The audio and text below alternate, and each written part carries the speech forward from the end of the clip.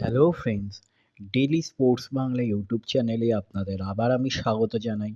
আবার নিয়ে চলে এলাম খেলার নতুন ভিডিও নিয়ে। অনিরুদ্ধর চোটে চিন্তা বাগানে। জামশেদপুর এফসির বিরুদ্ধে অনিরুদ্ধ থাপা সম্ভবত খেলতে পারবেন না চোটের জন্য।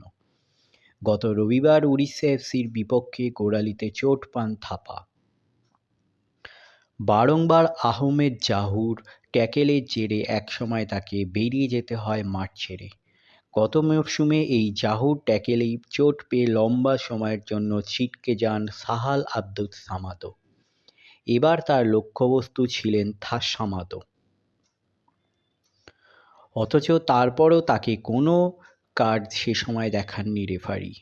চোটের যা অবস্থা তাতে আগামী 23শে নভেম্বর ঘরের মাঠে জামশেদপুর এফসির বিরুদ্ধে খেলার সম্ভাবনা প্রায় নেই বললেই চলে থাপার। দলের গুরুত্বপূর্ণ সদস্যের এই চোটের জন্য জাহুর আচরণে ক্ষুব্ধ সবুজ মেরুন শিবির।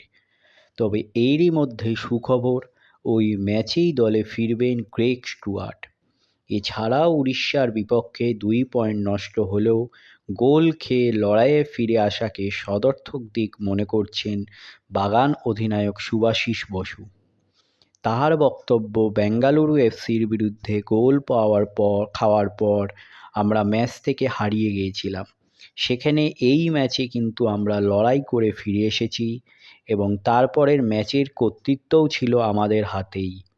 জাতীয় দল থেকে বাদ পড়ায় ফিরে আসতে মরিয়া শুভাশিস নিজেকে প্রমাণ করতে পরবর্তী ম্যাচগুলো বেছে নিতে চান। তাহলে এই হলো আজকে আমার ভিডিও। আবার বলছি, আমার চ্যানেল যদি আপনাদের ভালো লেগে থাকে অবশ্যই আমার চ্যানেলটিকে আপনারা সাবস্ক্রাইব করুন, পাশে রাখা বেল আইকনটিকে ক্লিক করে দিন যাতে সবার প্রথমে আপনারা আমার ভিডিও দেখতে পান। ধন্যবাদ।